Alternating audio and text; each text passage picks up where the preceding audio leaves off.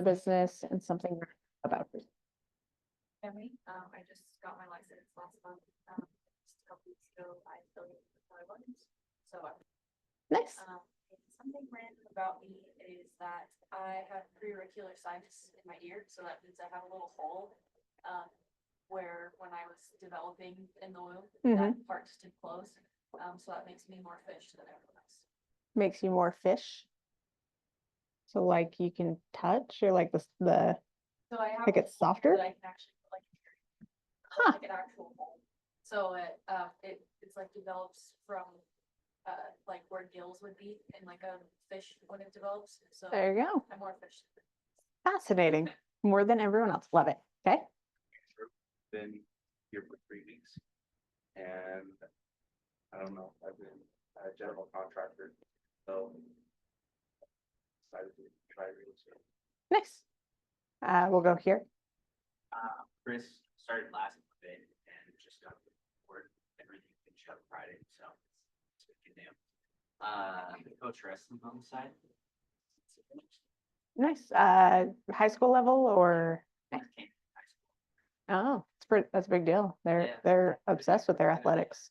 Got a national winner last year. So. Nice. So does that mean you have a national winner last year? Were you his coach? Boom. Nice.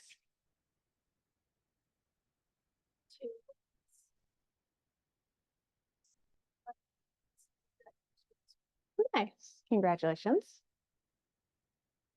Right. Yeah. That's really good. I came from construction, so Okay. anyways, I want to get into like development and stuff someday. Cool. Love it. All right. So all pretty new. How many Ignite classes have you done? 1, 5, 2. You like I counted the board. 7. Nice. So I've been a realtor since 2013 and I started here. And one of the challenges I was given was to graduate Ignite. So like when I started, I had a 9-month-old and a 2-year-old. And so like I paid a babysitter so I could come to this class. And it's kind of the foundation of my whole business. So I think it's super important. It kind of feels like a fire hose with everything that you have to learn. But it's fantastic. And then do you know how they pick the Ignite instructors? So the Ignite instructors have to be in the top 20% of the office, which is essentially people on that wall. So we've been through it, or they run a team. So they might not be on the wall because their team is on the wall, but they're not on the wall. And I do this because someone did this for me. So my challenge to you is get to this level and then come back and serve because there's nothing more rewarding. So today we're talking about getting to, I don't know what all of these are, getting to the close. So depending where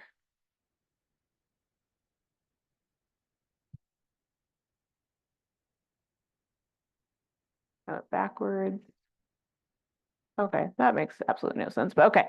So these are all of the classes. It's 20 classes long, and it's different spaces. So it's figuring out real estate in general, lead generation, lead follow-up, and then the actual transaction. So we're almost at the end. So it's kind of hard when you're jumping in and out, especially when we teach kind of all over. But this is today's class. The goal of today's class is kind of the timelines, what to do in your contracts, best practices when it comes to negotiations, how to get referrals and reviews, because that's the best foundation for your business, post-close and follow-up, and then we'll talk about recaps, ahas, and then your daily success. Have your other Ignite instructors talked much about the daily success stuff? Okay, it's one of my favorites, so I'll make sure we cover it. Gonna throw me off. Okay, so real estate transactions aren't particularly trouble-free. It's a strenuous and trying time that requires all attention and effort on your command. So when I think about a real estate transaction, everything is your fault. So if something goes wrong, even if it's not your fault, it's still your fault. That's the level of responsibility that you want to take within these transactions because there's no real boss. Well, your client's the boss, but they don't know the process to tell you what to do, how to do your job. So you really need to be the person making sure everything's happening. So following up with the title, with lending, with your buyer, with the contractors, just to make sure everything goes well. This is gonna throw me off going this way. Oh my gosh, timelines. Okay. I don't have a whiteboard. I'm gonna go get the whiteboard. So one of the most important things you can learn from this class is kind of a standard timeline for a contract. Is this whiteboard? Yes, it is. So a standard contract is 30 days from the time you go under contract until the time you close. Sellers like shorter, lenders like longer. But 20 or 30 days is kind of the what we strive for, unless there is other reasons. So, do you know what the first deadline is in your contract? So the first deadline is your seller disclosures. I'm going to abbreviate everything because everyone does. This is the seller's deadline to get the buyer all of the information in section 7 of your contract. So this is the title report. This is the seller disclosures, any of the HOA information like budget minutes, etc. As the buyer, you're the one writing the contract. We usually give 7 days for this. You can do more. One annoying thing is a lot of agents like to give on acceptance, which technically you can't do. So don't do that. Do 7 days. The next deadline is your due diligence deadline. And this one we try to do about 10 days. So with that, that's all of the time frame for your inspections. So that's getting your inspector out, that's getting ancillary inspectors out. So if the first inspection's like, oh, you need a contractor to come get you out for the roof, you need time to do that. So I'll do it 10 days, but I'll schedule it as soon as possible after acceptance to give us time to do all of that. Your third deadline is your financing and appraisal deadline. And that one is about 21 days. So that is the time frame to get your appraiser out there. And unless the house is really old, I do them simultaneously. So I'll say, as soon as we're under contract, get your appraisal ordered, because they take about 10 days from the day it's ordered till the time it closes. But your buyer does have to pay for that appraisal out of pocket. So if your house is really old and there's a chance you won't be passing due diligence, or if there's major issues, then I'll hold off, but that just stresses everything later. And then your last deadline is settlement and closing. And that one is usually 30 days. So this is like a standard, easy, everyone's working together contract. So if you want to be super fast, this one you can make 3 days. This one you can make 5 days. This one really I wouldn't do less, but you could make it 14. And then this one you could do 21 is the faster time frame. But this deadline is when your earnest money becomes non-refundable. So this one is a big deal.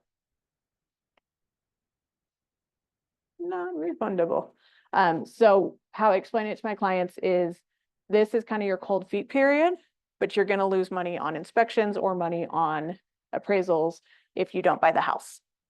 So I like to have what's considered loan approval or conditional loan approval by this point, where the loan officer can say, yes, you can have the loan if you clear these conditions. Usually the condition, and then if the loan officer thinks they can clear said conditions, because they'll take the buyer's application, all the buyer's documents and the appraisal, package it together, send it to the underwriter, and the underwriter will say, yes, you can have the loan. No, you can't have the loan. The best tip I have for you on this space is understanding how approved your buyer is before you write the contract. Because if your buyer has submitted all their documents and the loan officer says, yes, they're solid, then you can write the more aggressive contract. But if they haven't submitted documents, I would try and get them further approved before writing contracts. And if you get to pick your own loan officer, that helps. But ultimately, it's your buyer's choice of who they work with. I don't know what this is. All right. So this is kind of contract timeline. So contract acceptance. Do you remember what it takes for a contract to be considered accepted? Yes. No, so accepted is, Oh, contract. yes. Both parties, or at least mostly the seller has to sign everything. Mhm. They have to have their financing ready. And technically, the buyer doesn't have to sell it or sign it, right? No. So acceptance is the buyer has signed it, the seller has signed it, and it's been communicated. And so from acceptance, your earnest money is due 4 days from acceptance. So if you had a contract accepted today, it would be Tuesday, Wednesday, Thursday, Friday by 5 p.m. Your earnest money is due. As the listing agent, you want to verify that the earnest money was deposited. And as a buyer's agent, you need to collect the earnest money. So you can collect it by having the check dropped off here at the office and fill out the form upstairs, or they have a app that they can do it that way, which is kind of like a wire. But you have to have that within 4 days. If you don't, you're considered in breach and the seller could cancel the contract on you. That's the only time the seller can cancel the contract. So it's actually a big deal. So then from there to inspection time frame, talk about that, 10 days. That's when you get in and you have your inspector come in. After your inspector, then you have the additional vendors come in. The most common vendor I work with is a roofing company, because that's usually the one that is the biggest unknown, or HVAC. Those are the two that the inspectors will say, get someone else in to give these bids. You guys coming from construction, that'll be an asset for you that you can help your clients with. And then closing is there. So that's the 30-day process. Okay, so we're going to break up into groups, because when it comes to education, doing together working is better than me just talking to you the whole time. So we'll do groups of 2. So you two, and then you two work together, front and back. And I want you to think of everyone related to the real estate transaction.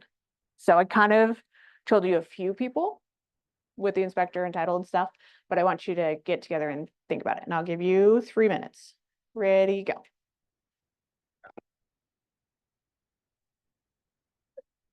Yeah, I'll have you come back to the back row.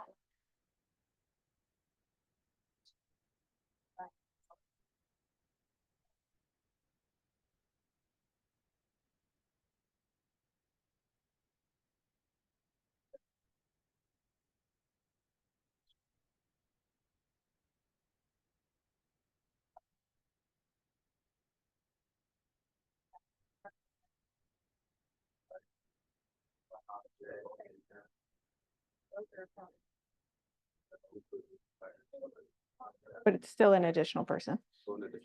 Yeah.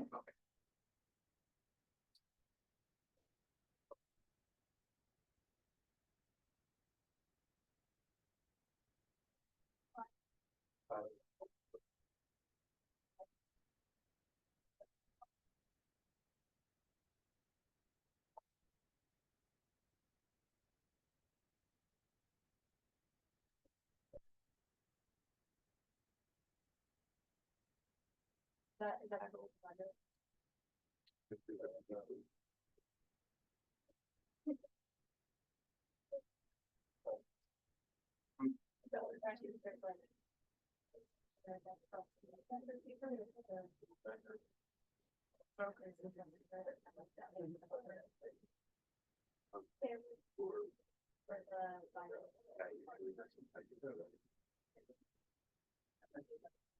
Oh, yeah, sure.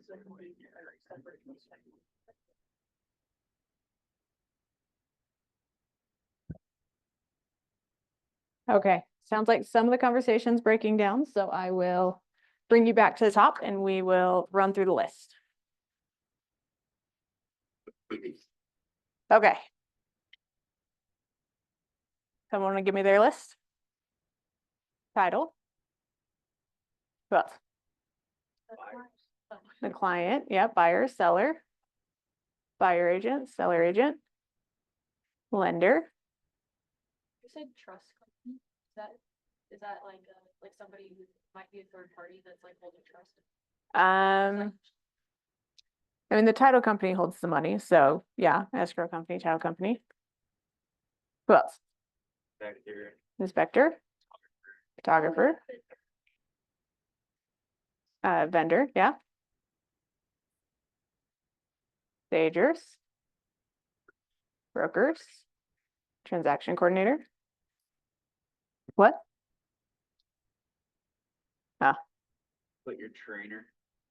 Your trainer, yeah, mentor. Okay, so I'm gonna give you more. So now we have the appraiser, we have the underwriter, we have the escrow officer, the processor at the title company, the title search person at the title company. We already got TC, agent. You have the funder at the lender who does all the funding. You have the person who actually records at the title company. We'll end there. So all of this, ooh, that's terrible. You have to manage it all. So your team makes it a whole lot easier because your main point of contacts will be your escrow officer at the title company. And then they'll have their team of people. But if their team isn't great, then they're not great. Then you'll have your lender. And a quick side debate about lenders. So there are captive lenders where they can only sell their products. And then there are brokers who can sell everyone's products. And how lenders are paid is either through an origination fee, so they'll charge a percentage of the loan amount, or they'll get paid via the interest rate they sell your consumer. So if today's rates are 6 and they sell your consumer a 6.25%, they'll get paid on that spread. And the payment of what they're paid on the spread depends on the company. So my recommendation based off lender is based off of my client's financial situation. So if they have a ton of money for closing costs, it might make more sense to go with an origination company because they'll pay it one time upfront and it's not baked into their loan forever and ever. But statistically, most people sell every 5 to 7 years. So it might make more sense to take a higher interest rate and they're going to refinance before they ever see the money break even. In the grand scheme, knowing what your client needs. So if they're buying their forever home and they're never moving, if they're buying their first home, they have no cash, kind of figure that part out. So then your lender is going to be the one who works with their processor, the appraiser, the underwriter, the person who collects all the documents. But having a good lender is a make or break in this industry. And you can recommend people. The rule of thumb is if you recommend 3 people, then they can't come back and sue you later for steering them one way or the other. And then your vendors, which really you're more in charge of that one, but being able to get contractors out quickly is monumental. So when your clients are like, oh, I'm thinking about selling my house, you can get them bids for what it's going to cost to do paint, carpet, or whatever they need to do to get their house ready. But you kind of manage all of it. They all want your business, so they all give you time and effort. But ultimately, I believe the accountability falls on the realtor, because you're usually the one who generated the business of the buyer or the seller. Not always, sometimes the lender gives you the person, but still you contact everyone. On vendors, it's harder to get them in. So just being able to get a vendor in. I would price check every once in a while, make sure your vendors aren't price gouging your people. But sometimes convenience is more important than cost. But knowing that for your client, because if cost is the absolute most important, send them to Home Depot to get the carpet and we're delayed 6 weeks. But cost is important. But if they need carpet next week, having a contractor who can get in and get you carpet, ultimately what matters. Okay. So timeline for the buyer. What is the first thing a buyer needs to do once they go under contract? Earnest money. Yep. 4 days from acceptance. That one I constantly have to think about. I'm like, what day did we accept? Did they accept it last night at 11 p.m.? So now it's due sooner. And it's days. It's not calendar days. It's not holidays. It's not business days. It's actual days. So if you accept a contract Friday night, then you have Saturday, Sunday, Monday, Tuesday at 5 p.m. is when it's due. So what do your buyers need to know about the process? That's a really big answer, but What do they need to know and do? What do you need to know and do? And what does the rest of the team need to do to take action on and when? And what are you doing at each step to bulletproof the transaction? So the first thing we do when we go under contract is we send an email to the title company and the lender, and we give them all the information about the contract. So the title company is going to need the information of the seller's agent title company. So we have to get that from the seller's agent. Your lender is going to need a copy of the contract, and they're going to need, we just do the MLS printout because it gives them all the information they need, which is also the listing agent's confirmation information. And then by giving everyone that information, keeps everyone on the same page. Then the next step is we do all of the buyers or sellers calendar invites to their contract deadlines. My whole process is built around answering the question before it's asked. So I don't want them to be like, when's my next deadline? Because we send them that immediately. And then in the calendar invite, it says what the deadline is, why it matters, and what repercussions are of each deadline. And then what I do is a group text with my TC. So we go under contract. Now I have a group text with my transaction coordinator. So then if they ask a question, she can answer it faster. I can answer it faster. Because like right now I'm teaching, so I can't answer questions, but she can answer questions. And then, yeah. Squirrel. I feel like this is a lot in 20 seconds. Okay, so this is the contract filled out folder. So the bottom line is kind of that basic contracts accepted, you have your inspection done, you go to closing. So then what happens in between? So you schedule the inspection. So now you have to schedule it with the listing agent seller. Usually we just use Aligned to do that. So you go in, click it, schedule it. And then you need to make and you get the earnest money, it gets scheduled. When it comes to inspections, you can attend inspections. I don't anymore, but that's more because of a time sensitive, and I don't want it to ever appear that I'm steering by being there and saying, hey, that's not a big deal, or that's a big deal. So I review the inspection report afterwards and then go through it. But when I was new, I went to all the inspections so I could learn more about houses and kind of get a good understanding of it. Inspections are usually 3 hours long. The inspectors I use, they'll inspect it for 2.5 hours and then they'll walk the buyer through their findings at the last. So when you're scheduling it, you have to schedule it in a way that your buyer can attend the inspection.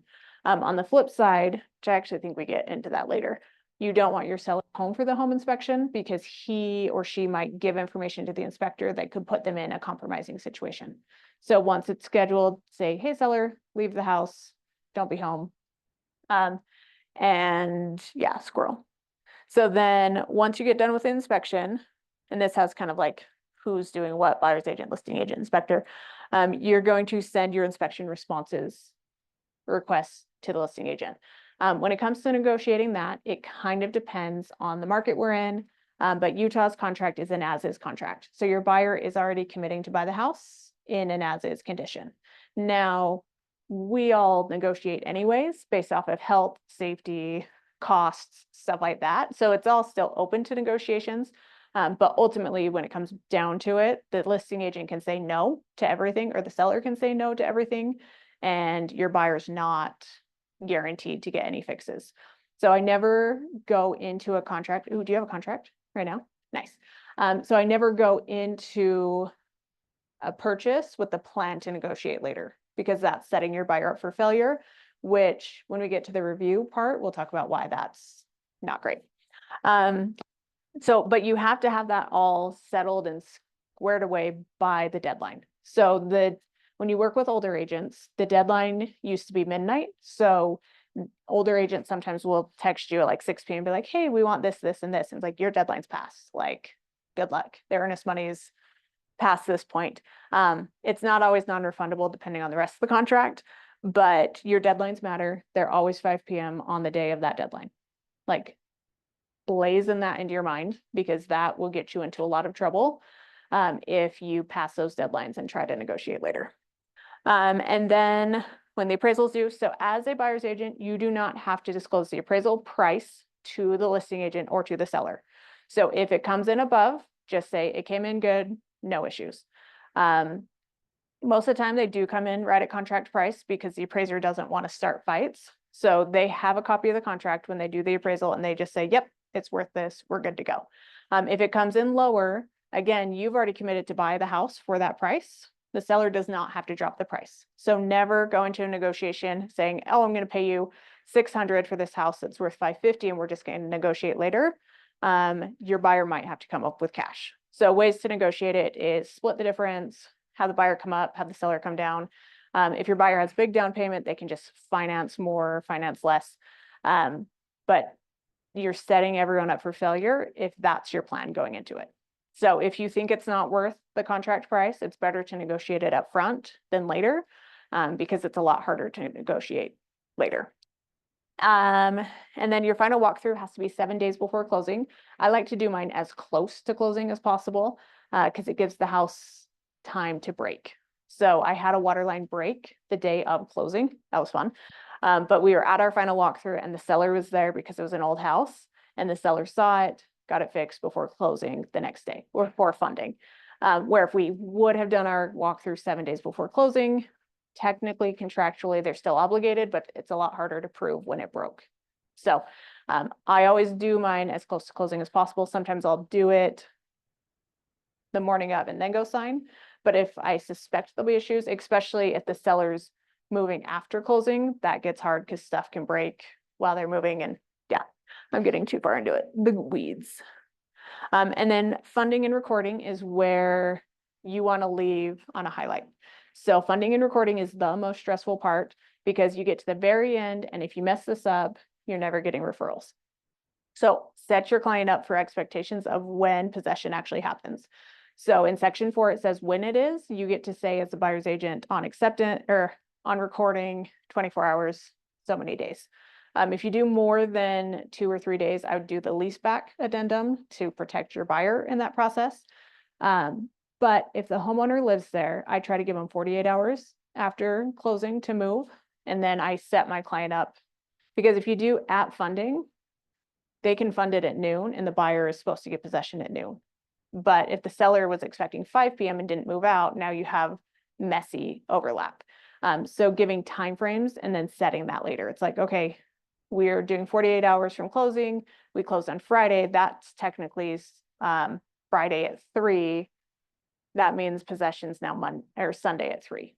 And the seller might be expecting 5. So getting that crystal clear as you get closer to the deadline helps everyone from panicking or having moving trucks in the garage or in the driveway. Communications of deadlines. So I told you what we do, which is the Google Calendar invite for that. Communicating with the other parties. So for us, we send the initial and then every Friday we do an update with our client of where we're at in the process for the seller or the buyer, which means we verify that we got the title report. We verify wherever we're at on Wednesday or Thursday. Scheduling with the listing agent. Kind of already talked about this.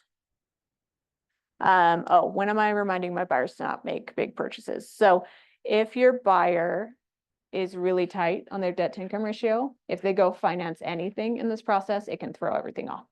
So the rule of thumb is as soon as they're under contract, don't buy anything else. No new credit cards, no new cars, no fridges, just pause all of your spending habits until after you close. Holidays are tricky because title companies, lenders are closed on holidays. So our contract, when you go to write them, it'll show you what holiday it is, but it'll show you all holidays, not just bank owned or bank holidays. But keep that in mind, especially for any contract you're writing right now, because Thanksgiving, Christmas, New Year's mess everything up. And then deciding how you're going to negotiate inspections. I find my personal preference is to call and negotiate, not just do an addendum and send it, because that doesn't get you a win-win. A great book to read on negotiations is Never Split the Difference. I highly recommend it for newer to investigate or negotiating. It's very helpful in you negotiating for your clients. And when do you touch base? So I talk to the lender and title company, more the lender every single week, and then title as needed. I'm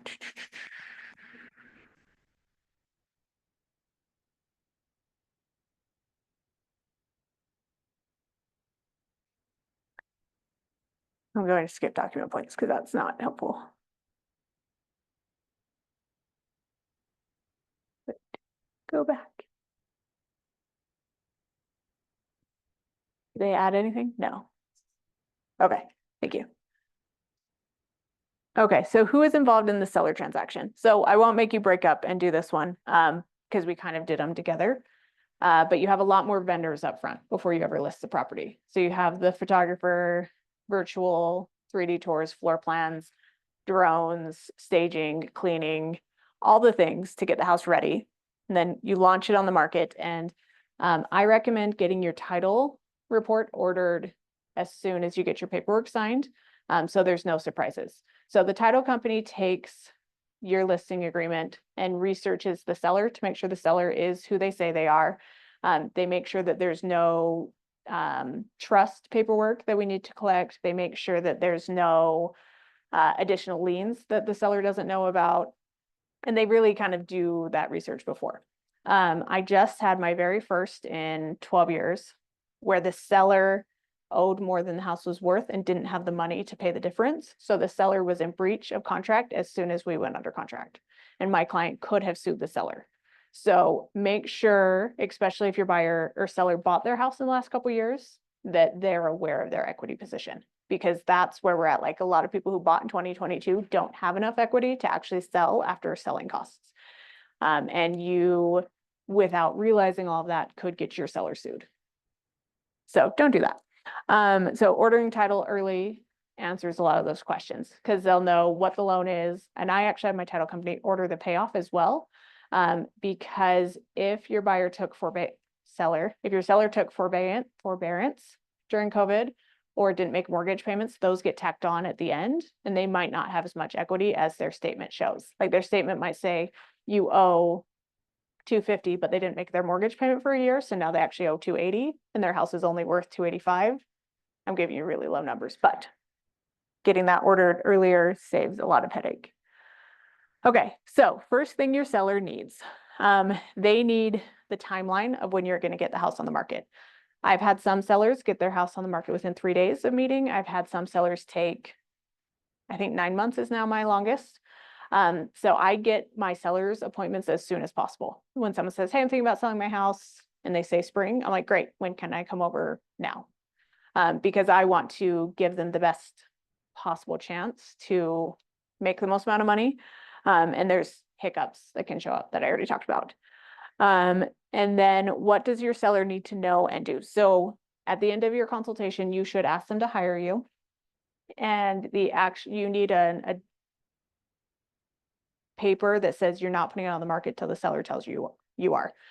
Because how our MLS works is you have to put the property on the market within 5 days. I think it's 5, might be less, of that paperwork being signed.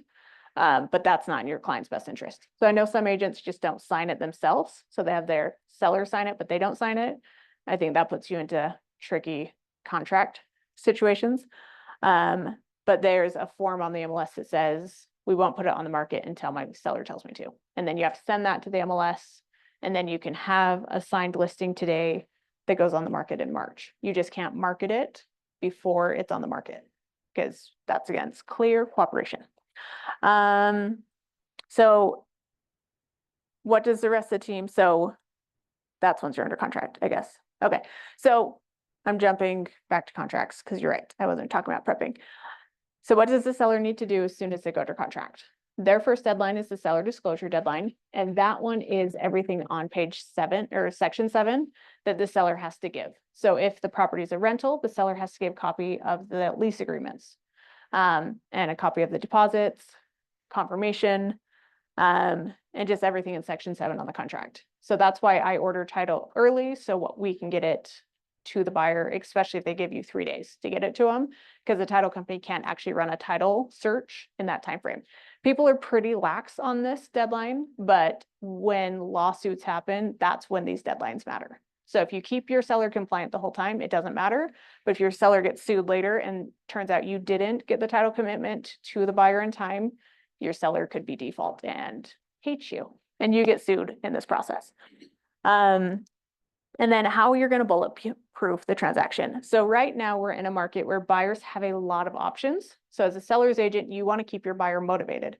Easiest way to keep your buyer's agent and buyer motivated is shorter contract deadlines, because they're not going to see more houses come on the market, cancel on you, and go buy something else. So when pre-negotiating, because the seller can't cancel once you're under contract. They can, but it requires them being sued to actually get out of contract. So you want to make sure your seller's committed to the dates, timelines, everything, because that's your time to negotiate. Once you're under contract, it turns into the buyer's time to negotiate. So you want to put your seller in the best spot of success without losing your buyer, which this is not a negotiation class, so we won't go into that. So here's your seller's timeline. So we have contract accepted to closing. So first thing you do, mark it pending on the MLS. You can put it under contract or in backup status. Backup means you're still going to keep showing it. Under contract means people aren't going to schedule showings. Then the buyer's agent is going to let you know when the inspection is. And if the buyer hasn't scheduled their inspection within the first 5 days, they're probably going to cancel on you. So if they haven't scheduled it by then, I call and say, hey, are you scheduling an inspection? Because if you can preemptively be like, hey, seller, based off of past performance, this is happening, they'll like you when the buyer comes back and cancels because you prepared them for it. Because it's the unknown that makes this process scary to everyone. So then they do their inspection. Again, tell your seller to leave. They'll come back with their requests, and you can decide to negotiate it based off of what your client wants. And then the appraisal will come out. So appraisals take about 15 minutes at the actual house. Again, I try to have my seller not home so the appraiser can feel completely comfortable in the house to give it the most because if your seller's there and they're pushing and saying, hey, I just did this and this and this, it might feel like they're trying to steer the appraiser into making a decision. So then you almost get the opposite or negative. As a listing agent, you can send an appraiser comparables to help justify your contract price if you're concerned about it. But how appraisers value properties versus how we value properties versus buyers are all very different. So you might say this is a perfect comp for this house, and an appraiser will be like, absolutely not, you're a moron, and then discredit everything you've said. So take a lot of appraisal classes before you send comps, because it's totally different. And then if it comes in low, then you have to negotiate that. And then, let's see, low appraisal, how to negotiate that. And then review the closing statement. So your title company will order the payoff for the seller. They'll take the contract and they'll give you the settlement statement. I like to get mine about 3 days before closing. I don't always, sometimes it's the day before closing, and just review it. So I review it and my TC reviews it to make sure it's accurate based off of all of the addendums that have happened in the contract.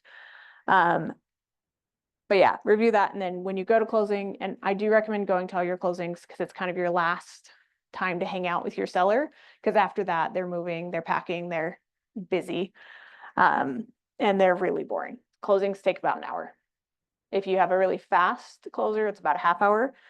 Buyers are usually always an hour, sellers are about a half hour or an hour. Okay, so communications of deadlines. So we do the same thing. We do calendar invites for our seller for all their deadlines. We use Aligned for scheduling. So when someone schedules an inspection or appraisal, they get the notification pretty quick so they know. As much as possible, I try to do 24-hour notice to give your client time to get the house back in condition. As soon as it's under contract, you need to send the contract to the title company so they can start their work, and then scheduling everything with the buyer's agent. And then every time there's a new addendum, you need to send it to the title company. I just had one recently that I had to send the contract to the buyer's agents or to the lender because the buyer's agent was being non-responsive. But I told my seller, I said, this buyer's agent's terrible. It's going to be a mess. Communication will be terrible. And so when all of that happened, my seller was like, you're right, you're amazing, instead of being frustrated that things weren't happening how we expected. So when it comes to negotiations, if it's in the contract, it's enforceable. If it's not in the contract, it's not. So if you verbally say, yes, we'll drop the price, but then no addendum happens, then you didn't drop the price.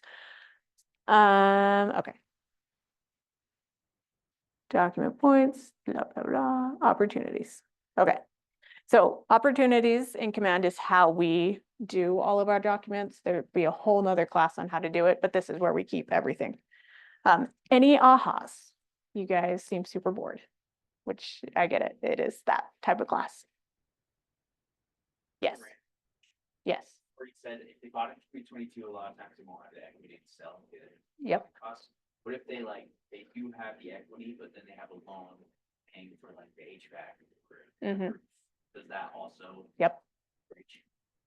Yeah, because they have to pay it all off. So if they have cash to pay everything off, it's if they, so my example is crazy. He had been sued back in 2011 and he had $1.9 million leaned against his house.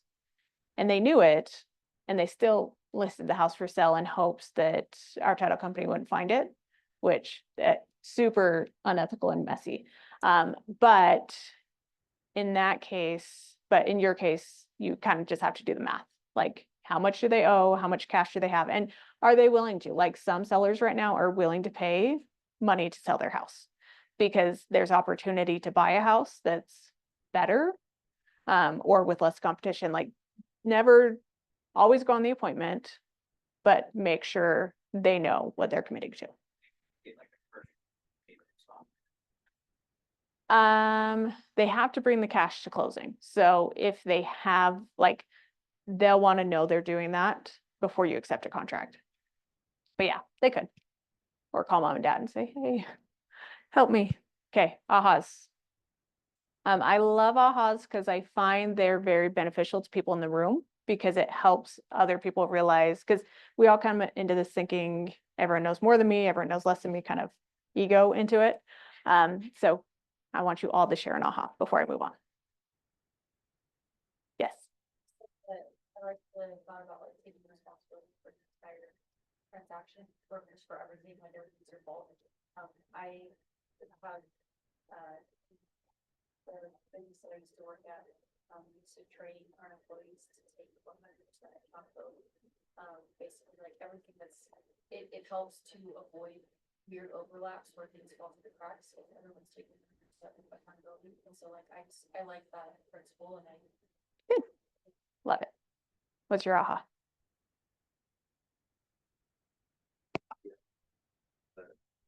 Buyer or seller, what's gonna happen, what's likely gonna happen, so that you look more capable and more control. I love that. Okay, you did yours. What's your aha?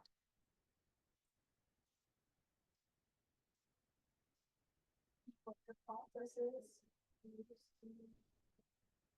Perfect. Yes.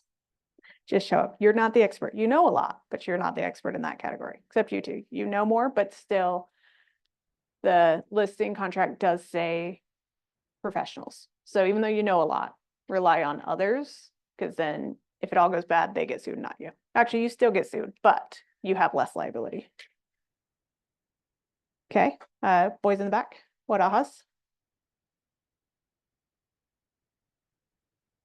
Perfect. What's your aha?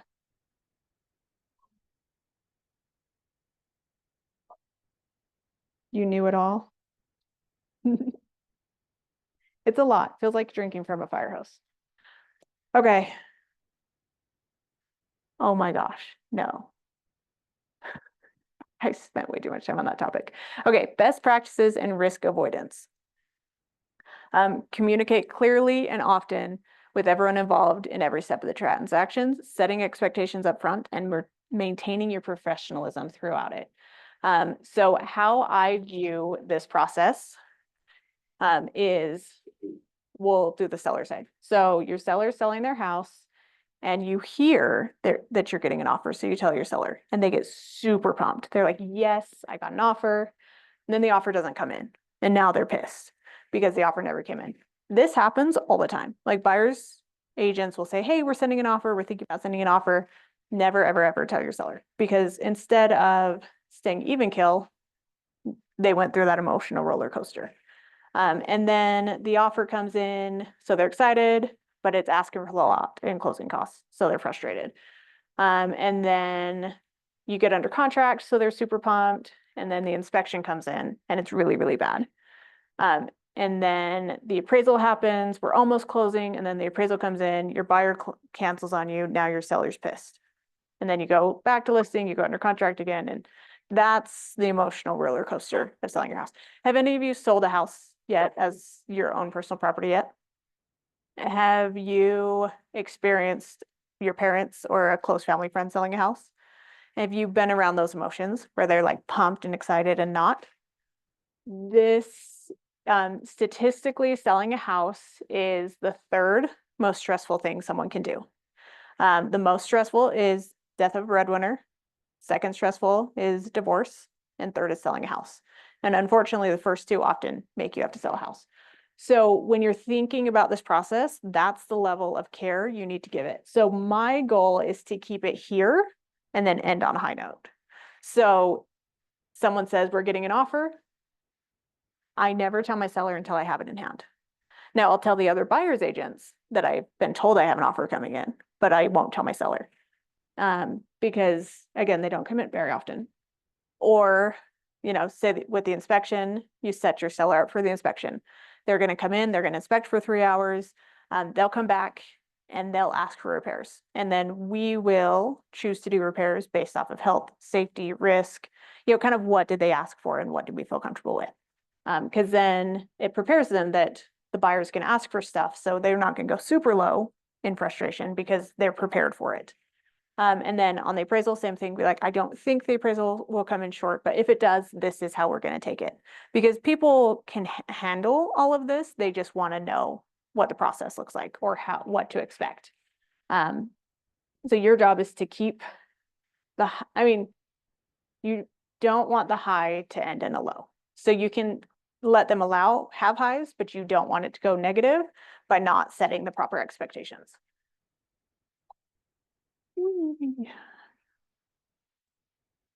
So on the flip side with buyer, an expectation I set all the time is we gave them acceptance at 5 p.m. tomorrow.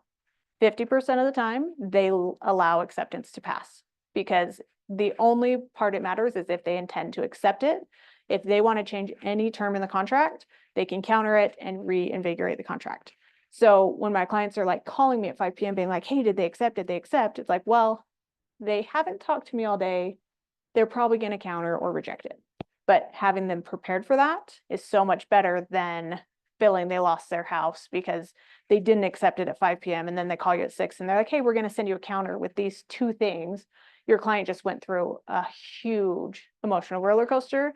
And now they emotionally might not want the house anymore because you have to distance yourself from that rejection. So then it actually might be harder to get them under contract on that house, where if you had already told them, they're probably going to let it pass because they do. Like sometimes I'll write a contract of acceptance of like 6 hours. So I'll give it to them at 5 p.m. and I want them to accept it by 11 tomorrow because I don't want them to have another weekend of showings. They're probably going to let it pass anyways. But if we write a good enough offer, they might accept. But just kind of preparing your buyer for that. And same thing with inspections. The seller's not going to do all your inspection repairs. We're going to look for health and safety. We're not going to put it under contract and then renegotiate 50,000 off. Like let's negotiate 50,000 off before we get under contract. And statistically, you're not getting 50,000 off, but that's a different class. But setting those expectations of what that looks like makes it a whole lot better to get to closing with a happy client. And to get to closing with a happy client gets you repeat and referral business, which is the best type of business. Okay. So risk avoidance is the biggest thing that you should focus on in the market we're in right now, because there's a lot more risk. Buyers have a lot more options. So one thing I'll do as soon as a buyer's under contract, I'll turn off their hot sheets and I will stop sending them houses. Because if I keep sending them houses, they'll keep looking, keep wanting to see stuff. And as much as possible, I don't go see more houses. So we go under contract, this is your house, we're committed, we're paying attention to this house. If not, they're going to find another house and another house and another house. And you're just going to keep canceling and going down that line. So keeping them focused on their house. So as a buyer's agent, keeping their deadlines short, like you can close a contract in 90 days, but if you close it in 30, keeps them focused, motivated, and they buy the house. All within the range of fiduciary to your client, because you have to do what's in your client's best interest. And sometimes canceling the contract and not getting paid, canceling the contract, having them rent and not getting paid for all that work is in their best interest. But there's that fine balance of if you do that forever and you never close a house and never get paid, you can't be a realtor forever. So keeping them focused. Deals mostly fall apart at due diligence and appraisal. You can keep them from falling apart is the title work before listing. But due diligence, there's big egos in this industry. You will find out soon if you haven't already. And so sometimes you can use that to your advantage in negotiating, because you can, anyways, read the book, never split the difference, but know who you're negotiating against and use that to your advantage. And then appraisals and then will fall. So the best practice is keep everyone updated, keep everyone on track, and don't accept a short contract unless everyone's committed. So if the buyer's agent's like, yeah, we'll close it in 2 weeks, statistically you could, but does your lender know you're closing in 2 weeks? So as a listing agent, I'll call the lender and say, hey, your agent just committed to a 2-week close. Do you want to? The worst is when someone's like, I need a fast close. They read the contract and their lender never said they could do that, because you don't want extensions. Like extensions are the worst. I hate them with every fiber of my being. And so if you can avoid an extension, so like don't push people to do crazy stuff if you don't have to. Sometimes you have to, but make sure you have everyone's buy-in before you do. Hey, I got to it. Always act in your client's best interest, even when it's in conflict to your own. So at Keller Williams, we have the Y4C2Ts. It's on a wall somewhere upstairs, but it's basically, we want a win-win in all communications. Not every real estate company does. So keep that in mind when you're negotiating with other parties. They might just want to steamroll your client. But I love win-wins. If I can find a way to give a win to the seller and my buyer, it makes it all so much better. So recently, I guess it was last year, I had a buyer go under contract. And then 2 days after going under contract, my lender's like, oh crap, her divorce is not final and we need an extension. So instead of waiting the 30 days and then asking for the extension, I went to the listing agent and I said, hey, we did not realize this because life. I need an extension, but what we'll do is we'll give the seller a lease back for 2 weeks after we close. So the seller was moving out of state, so he needed a little more time. And it didn't cost my client any money to give that, but it allowed my client to, one, not spend money on the inspection if the seller wasn't going to allow an extension, and not spend money on appraisal, and then got her the extension she needed, but didn't cost her money because she didn't have to make the mortgage payment until after. So it was a win-win for everyone. And the lender afterwards was like, I am so impressed that you got that done, because that's a huge ask to be like, hey, we're under contract and now I need 60 days to close. Like, I was mad at him for not knowing that before we went under contract, but he was impressed. Did you have a question? Okay. So finding a win in everything, don't steamroll, because this is a small industry. Like you run into the same people over and over and over again. And if you get blackballed because you did something stupid 10 years ago, they'll still remember it. Like there, and you're not supposed to do that, by the way. You should not have a list of agents you don't want to work with, but it happens. Any ahas? Yes.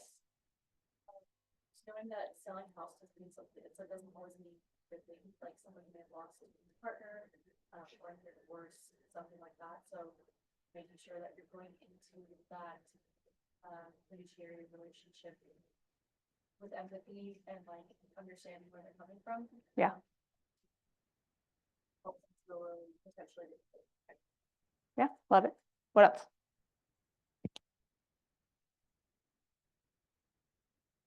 Nothing. All right, I'll keep going. All right, referrals and reviews. So the best way to build a business is to get repeat and referral clients. So what we do on the repeat is we have a full marketing system built out. where we communicate with our clients 36 times in the year through postcards, emails, events, giveaways, all the things. There's a stat that says, I can't remember the exact numbers, but somewhere like 90% of people would work with the same realtor again when they buy their house, but ultimately only 11% actually do, because the sell cycle is so long. Because someone buys a house and statistically they sell it in 5 to 7 years. And statistically, 98% of realtors are not a realtor in 5 to 7 years. So I think that's part of it. But a lot of them don't end up being a client again because we didn't communicate for those 5 to 7 years. So the post-close system, which we'll talk about later, is important to continue your business. It feels kind of like pushing a rock uphill for the first 3 years of your business because you're doing so much work to build the foundation. But if you do it now, you will be years ahead of people who don't do it. Because some agents get in and do burn and churn where they just sell a house, never talk to their client again, and they just have to keep generating business over and over and over again. Where if you spend the time to build out the process and systems, because you have time right now, it allows you for repeat. And then referral business. So in your database, which there's a class on at some point in your career, hopefully in Ignite, if you have 200 people in your database that you communicate to systematically, the numbers are you will make $100,000. And how they've done the math, highly recommend reading Millionaire Real Estate Agent. The first time I read it, I was like, I don't want $1 million business, so this doesn't apply to me. It applies to every level. But for every 12 people in your database, one of them will work with you and one will give you a referral. So you need 200 people to make $100,000. But to get a referral, people don't remember what you said or did in the transaction. They remember how you made them feel. So that's why that emotional roller coaster. And our business right now is 79% repeat and referral because we've built this business to get referrals because we took care of people during the process because they assume we're all the same. Like the natural consumer will come in and they'll assume every realtor is the same, doesn't matter. So they hire who they know, who they like, and who they trust. And to be able to get a referral, you have to do a good job on your job. But they expect you to do a good job on your job because everyone should. And then client reviews. We get a lot of closings from reviews because we keep ours on Google. So when someone's Googling a realtor in Utah, we come up fairly often and we get clients from that. So that's 3 ways to get business. And these 3 are the best way to get business because they're easier to convert. You're not spending as much time proving trust. Yes. Have you ever, in a transaction, not fulfilled your responsibility to make them comfortable and kind of hurt that relationship? And if you have, what do you recommend to repair it, or do you recommend trying to repair it? Interesting. I have one. The answer is I didn't try. I double ended the transactions for the seller and the buyer. I knew the seller first. The buyer came from a sign call. And by the end of it, the buyer accused me of putting snakes in the house. So like, it was crazy. So in that case, I did not care. I was like, one, I didn't. And how we figured it out is the seller had carpet outside the house and they'd thrown the carpet away just before possession, and the snakes that were living in the carpet moved into the vacant house. But it was crazy, but I did a bad job on my process. Like I didn't do his final walkthrough, because if I'd done his final walkthrough, because I was new enough, I thought he was going to ask me to do the final walkthrough. I didn't realize it was my job to be like, hey, this is the next step. Our final walkthrough is coming up. When can you do it next week? I kind of thought that the buyer was leading it. So if I'd done his final walkthrough, he would have realized there were no snakes in the house. We would have closed on it. And that one, like the buyer had extension after extension, and it was just messy. Where now I know more, so I would have realized, hey, we have a credit repair. I can't do a 30-day close. I need a 60-day close, and would have negotiated that earlier, where I set everyone up for failure by not knowing. So spending a good amount of time with a lender and being like, what can go wrong in the transaction? And they can give you a ton of information. So that one, no, because I didn't know them beforehand. But one thing in my business is going through these classes, my intent as a realtor when I started was to do part-time. And going through these classes, I was like, oh, I want to work with my database because it's easier to convert your database because people hire, so I'm going to write this down. It's worth it. So people hire who they know, who they like, and who they trust. And your database already knows you, they already like you, and your job currently as a new agent is to build trust. Because if you and I competed at a listing, they don't know me, they don't like me, and they probably found me because they trust me somewhere, but there's a chance you could beat me even though I have more time, because this is how people hire. They hire off a referral. If someone says, hey, work with my friend, he's great, they'll go to you. My very first closing was a guy I dated in high school referred me to his neighbor. And I was new enough, I was like, I don't know what I'm doing. So I brought an experienced agent with me. And that ended up in 2 listings. And one we ended up canceling and he sold to his sister. But the other one I sold. In that consultation, he's like, the market's at the height. I need to get out of it. I said, the market's not. Like, from my limited knowledge in 2013, I was like, it's not. And he has come back, that seller has come back and told me that he loves that I told him the market wasn't at the height. He still chose to sell, but at my own risk of losing a seller, I told him what I thought of the market. And that one couple has gone on to, last time I counted, it was 45 transactions from family members that they've referred, friends. They referred me to a lender who I do a ton of business with now. I should probably recount because it's probably over 50 at this point. But because I told him the truth, so sorry, squirreling. So they hire this. So I wanted to work with my database, and my opinion of working with your database is being the best realtor you can be. So really understanding the contract, really understanding the process. My personality leans towards data. So I really like the technical side of it. A lot of realtors have more of a social interaction where they're very high social or high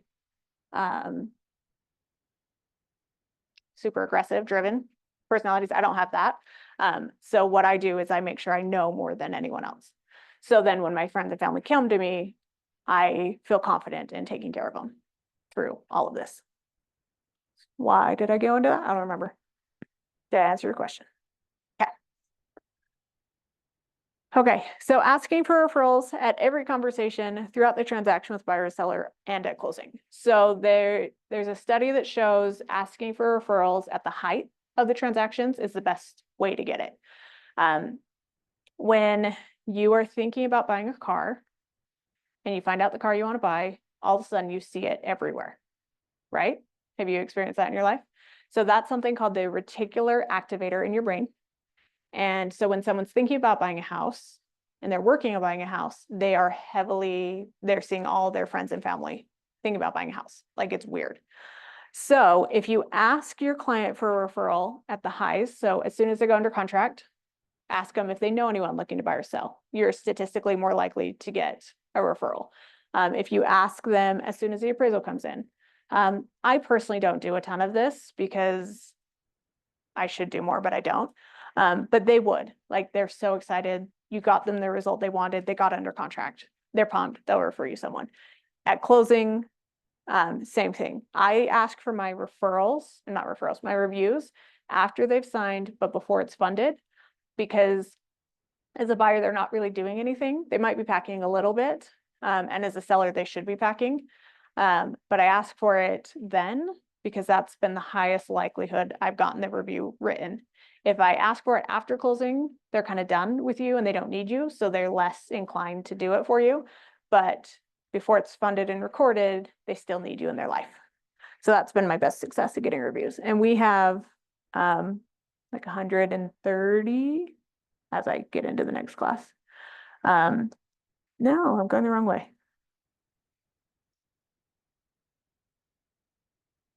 Yeah, we have like 135 star reviews on Google. So when people Google Utah Realtor, we pull up and then we get listings that way. What else do you have from reviews and referrals and repeat?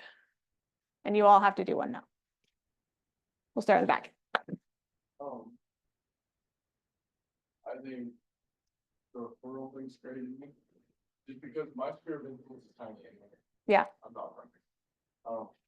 So I need that referral business. Mhm. So when set at the height of the transaction, that's my last word.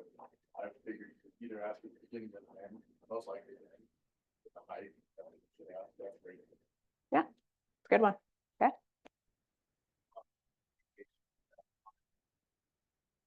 Yeah. Makes a world of difference. Yeah. Yes.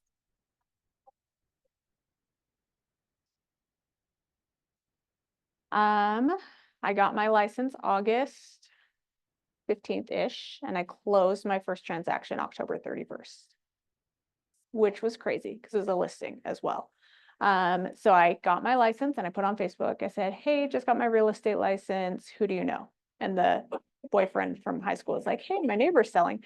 And the interesting thing is he was selling his house, but he was already under contract. So he had the reticular activator going because he was in that space. So he didn't buy or sell a house with me for, let's say I sold his house in 18, I think. No, it was even longer than that. So he bought a house. So he sold a house, moved to Spanish Fork, and I got to sell that house. Like, might have been like 10 years later. I'm gonna go look it up. But he referred me people all the time because you'll find some people are very referring, like they just enjoy connecting people. Those are your people. Latch onto them, make them your best friend because they'll give you way more business. So that was my first seller, which was crazy. And then my first buyer closed in December. And he was my husband's coworker. So you'll find in your first year that your personal database will break your heart. So that's your friends, your family, people who know you personally, because they know you enough to know how new you are. So they won't work with you, but they'll refer you people. And those people will work with you because they have no concept of how new you are. They don't care. Because going back to this, someone they know and someone they like and trusted referred you. So that was the big portion of my first year. I closed 14 transactions, and almost all of them were referrals from my database. I think maybe 2, like my sister let me sell her condo, and my other sister let me refer her to a real estate agent out of state. But the rest of them were referrals from people in my database. And then my first buyer referred me to his coworker, and I helped him buy a house in January. So I did a good job there that he connected me with someone else. And turns out he was also a really good connector. And before he moved out of state, he had referred me about 10 transactions. He himself did move every 2 years, which was crazy. But never underestimate how quickly it can build into the master, the craziness. Okay. Uh-huh.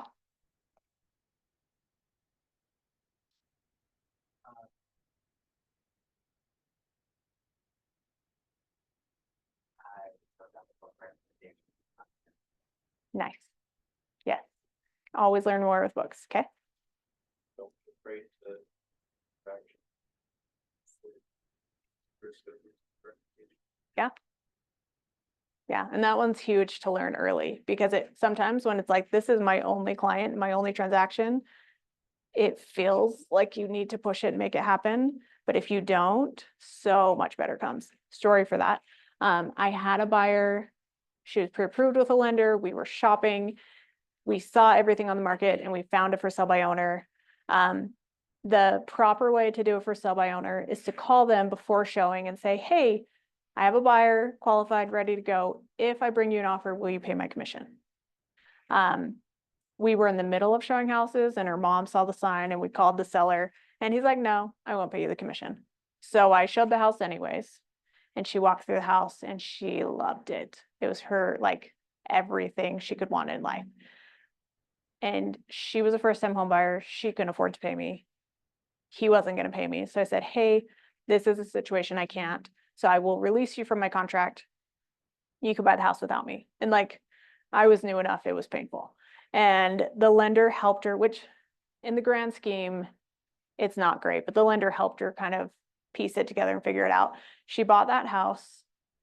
I sold that house. I helped her and her husband buy a bigger house. I sold that house and I helped her and her husband buy another house. So because I didn't force it and push it, and her husband, because she was single at the time, her husband told me later that that is why he hired me. He's like, I didn't know you at all, but because you did that for her when she was buying her first house. And if I counted it all, it'd be over $1 million. It's like 1.5 million in volume for those houses. Because it was super cheap. It was like 130 when she bought it. I sold it at 230. The house they bought was like 800. I think it was 600, and when I sold it, it was 800. So just like crazy growth because I took care of her when financially I could not. Okay, last. Yes.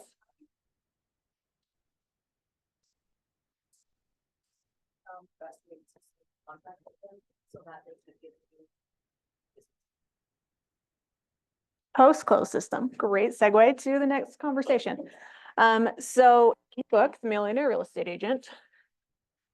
So The Millionaire Real Estate Agent, do you know what it is? The red book. They have it upstairs. You can buy it. It's like $10 or more. But it was a book written by Gary Keller. Have you heard of the guy? Maybe.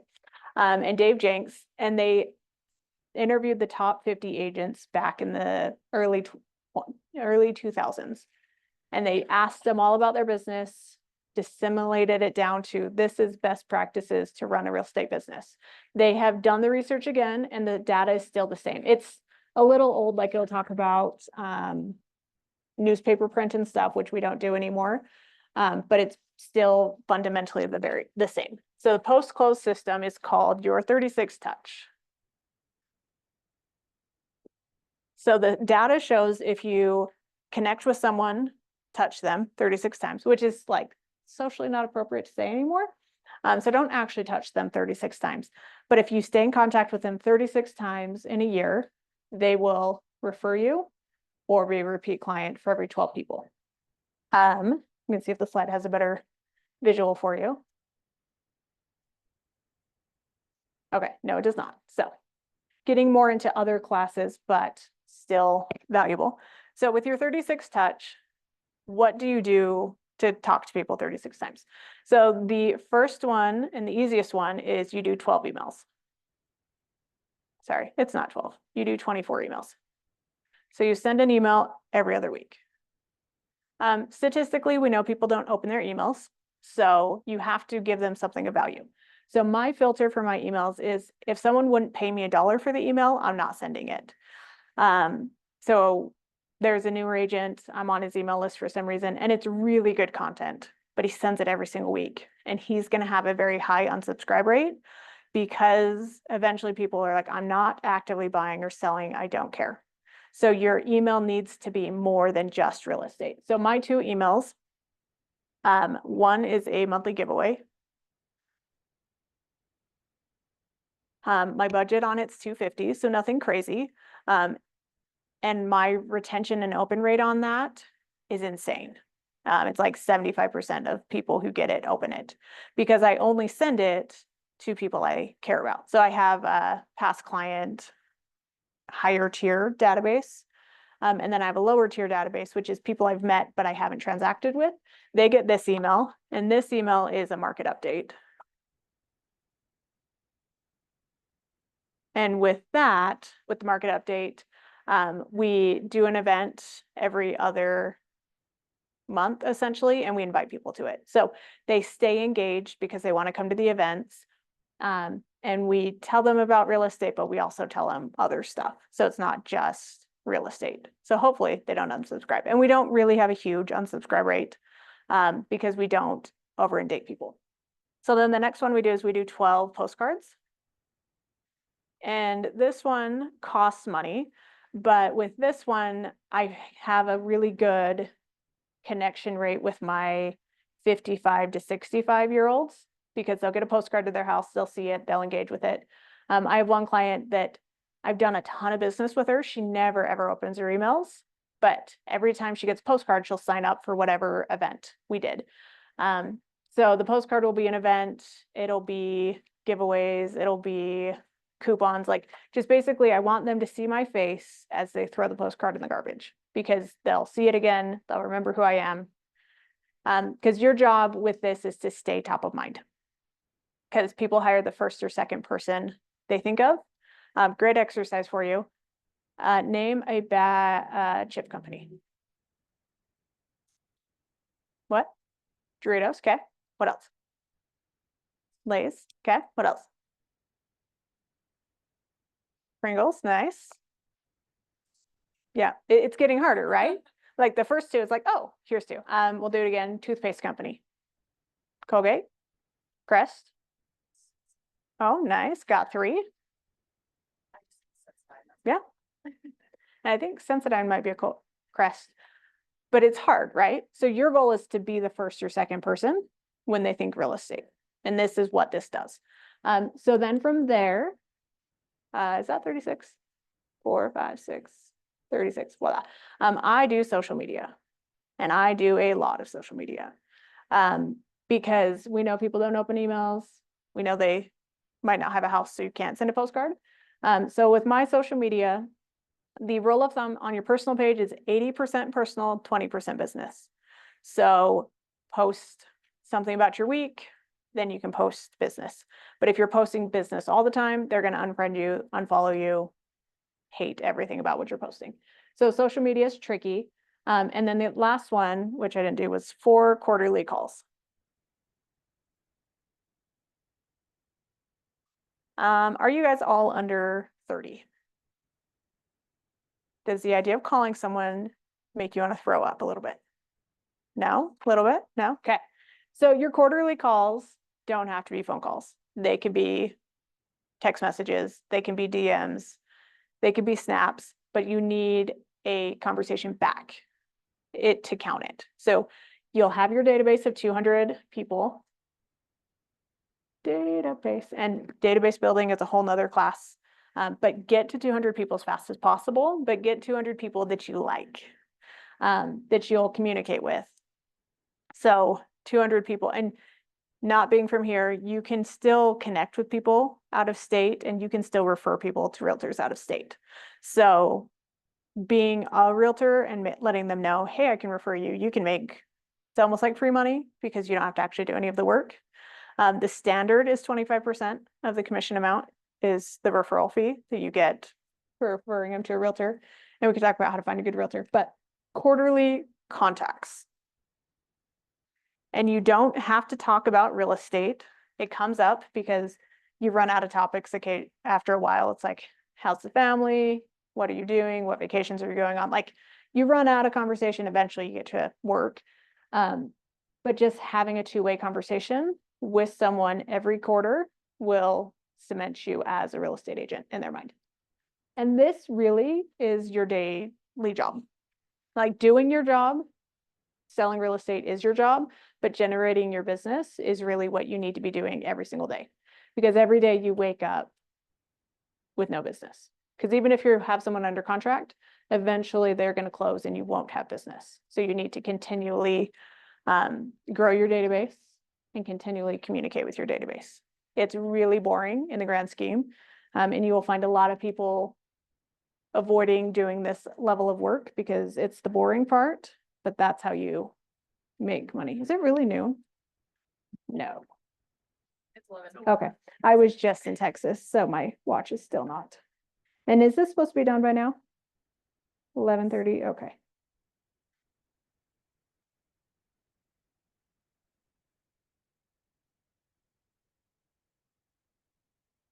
Or you could be done whenever you want, but That's true. 11:30 is the cut.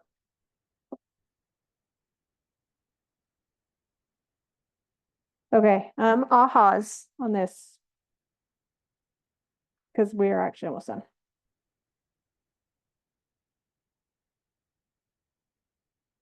How do you know when people open your email, like, oh, it's done? So we use command, and command will tell you when they unsubscribe. Yep. How do you set those up?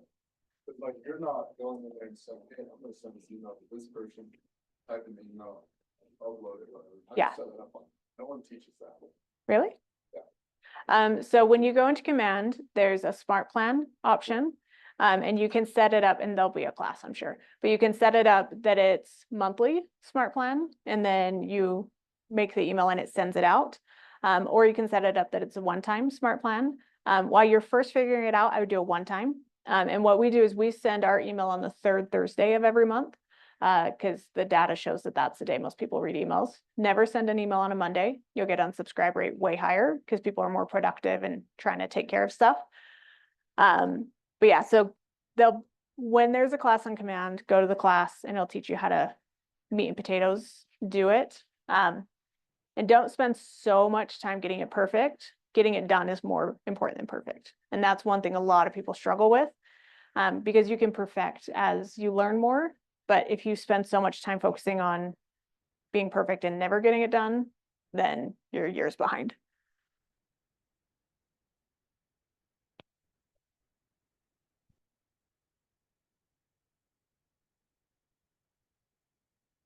Socials, how do you get more people to like?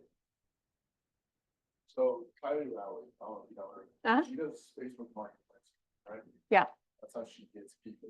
That's her thing. So I started doing that. I have 2 listings that week had like 1,200 clicks. Mhm. For like 2 people messaging. Yeah. So how do you get how do you word that? Like, how do you get them to once like? Yeah. So for me, I just list my listings as a way to help get more exposure. I don't necessarily care about the contacts, but it's just building communication with people. So they message, you contact, and people want to work with who they like. So just connecting with them, seeing if they have mutual friends. If you do, maybe friending them. But on social media, so I have Facebook, Instagram, TikTok, YouTube. And what I've done is each year I focus on one. And once I feel comfortable with it, then I do the next one. So depending on your demographic and where you know the most amount of people, that's where I'd focus time. But yeah, with that one, she just posts and then communicates with people and invites them to open houses, invites them to show houses, that kind of stuff. Okay, so the last part of our class is your daily success habits. So when I was new, it was slightly different, but this is when you go to work.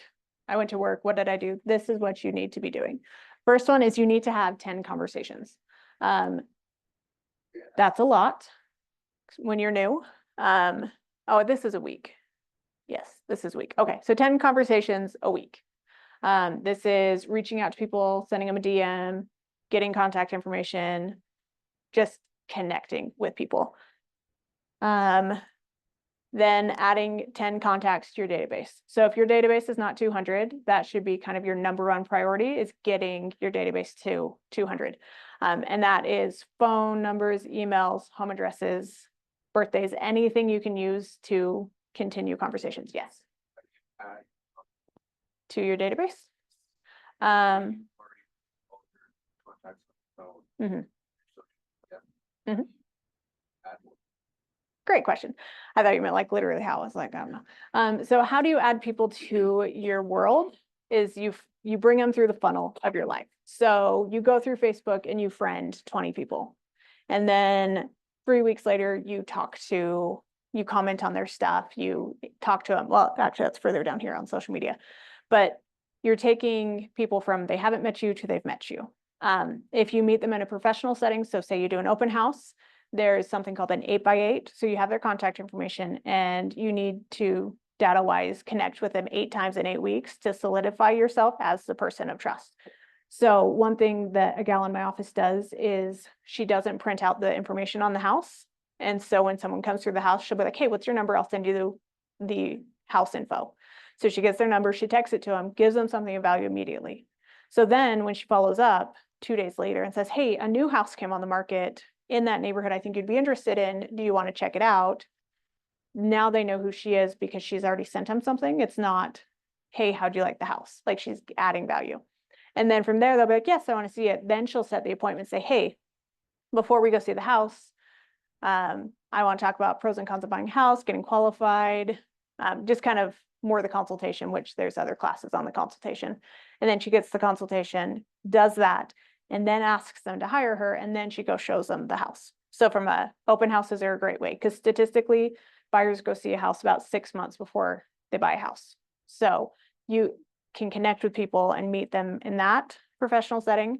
And then you can meet people through connections. So an agent in my office does game nights where he and his wife host it. They invite a couple and ask that couple to invite additional couples. So then he gets to know new people and can add them to the database.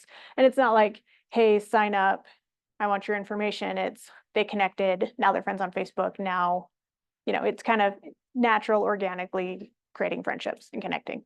And then they have the 10 handwritten notes. So this is what we do is anniversary notes and birthday notes. So we have everyone's birthday because no one does that anymore. Like you get a card from your grandma, maybe. So it doesn't hit on the day of their birthday. It hits the week of their birthday, but they're always, oh yeah, my realtor cares. And then the social media is 5, 10, 5, 1. So it's 10 likes on whatever platform you use, 5 comments, and then 1 private message. So every day, and this one should be every day, you get on social media and connect with people because this is a contact sport. The more you can connect, because you are trying to get them to think of you when they buy a house. I don't know what enrichments is. Appointments. So my appointment goal is 2 appointments a week with a buyer or a seller who plans to transact in the next future. I haven't gotten to the point where I cut it back. So like I met with a seller this year who's not going to sell for 2 years, but I told them what they need to do to get their house ready so they can't sell in 2 years. And appointments is a whole nother conversation. Then from there, agreements to closings. So it's all math when it comes down to it. If you have enough conversations, you get enough agreements, you get enough closings, you make enough money. People way overcomplicate it or try to avoid doing the actions. And that's why the failure rate is so high. Because it's not easy. It appears easy because no one really sees the real work we do. But yeah. Okay, I think that's it. Role play for 20 minutes. I don't even know what this is. Okay. So questions before I go. And it doesn't have to be about this topic. It can be whatever real estate questions you have.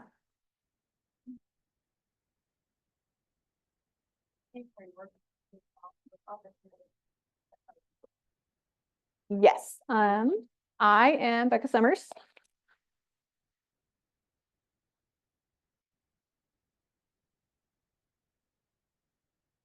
My team is Seasons Real Estate. I am in the Mapleton office.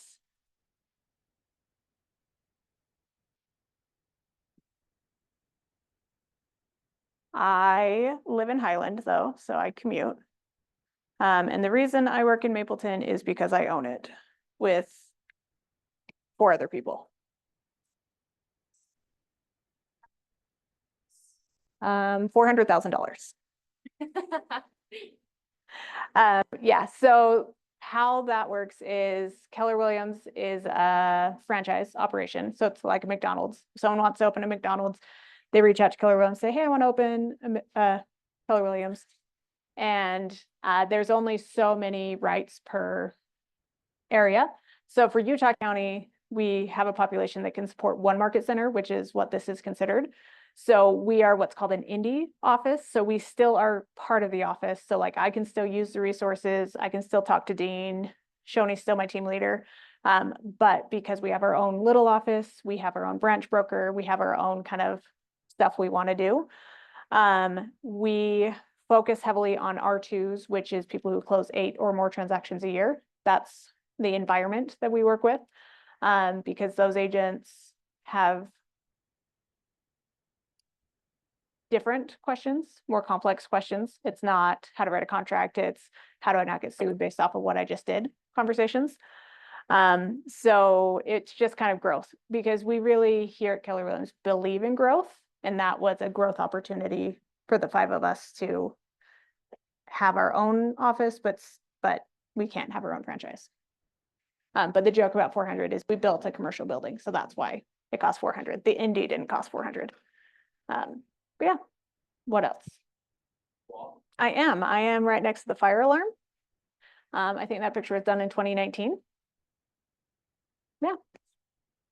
Yep. Our team is me and then Lori is my mother-in-law.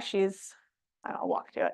And then my husband, I retired him from mechanical engineering in 2020, and he does my 36 touch. So my job is I go out and sell, I meet with people, I have the consultations. His job is the 36 touch, the events, the postcards, marketing. I made it 7 years in the business before I hired him. So it's not that you can't do these things, but it is really nice when you can hire it off. And then we have a TC who does our transactions, and I have a VA who does my video editing. So if you come find me on social, you'll see a lot of me because I do all videos. Yeah. What? Yes. A lot of 3D model for. We do 3D tours, like the Matterport 3D tour, and we do the floor plan. Yes. In every single one. We actually bought the camera and the software so we can do it without paying additional. Because we started doing it during COVID when we're like, what's gonna happen? But the floor plans are great. But you have a free software you can use on the MLS for the floor plans. Yeah, anything else? Guys feel pumped, ready, excited to go do transaction to close? You're like, I gotta get a contract and a buyer to get there. Yeah, it feels like a lot, but yeah.